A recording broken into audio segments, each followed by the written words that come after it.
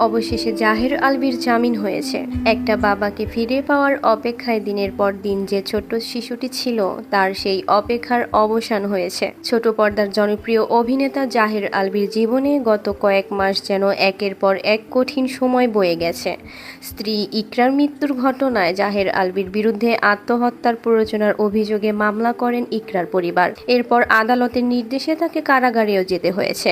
এই মামলায় দীর্ঘ আইনি প্রক্রিয়ার পর গত ৩ অগস্ট হাইকোর্ট জাহের আলভীকে জামিন দেন। তবে পরবর্তী সময়ে জামিন কার্যকর হওয়া নিয়ে আইনি জটিলতা তৈরি হয় এবং কারাগার থেকে তার মুক্তি আটকে যায়। সবচেয়ে কষ্টের বিষয়, এই পুরো সময়টাতে তার ছোট ছেলেটি ছিল বাবাকে ফিরে পাওয়ার অপেক্ষায়।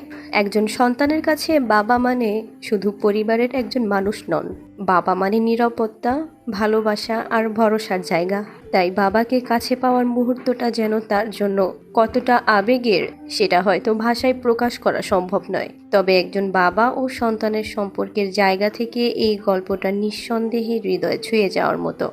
ভিউয়ার্স, জাহের আলভীর মুক্তি পাওয়ায় তার ছোট্ট ছেলে রিজিকের মুখে হাসি ফুটেছে। এ বিষয়ে আপনাদের মন্তব্য কি? অবশ্যই কমেন্টে জানাতে ভুলবেন না। ভিডিওটি ভালো লাগলে একটি লাইক দিন, শেয়ার করুন। সকল সেলিব্রিটি ইউটিউবারদের ভাইরাল আপডেট সবার আগে পেতে চ্যানেলটি সাবস্ক্রাইব করে রাখুন। ধন্যবাদ।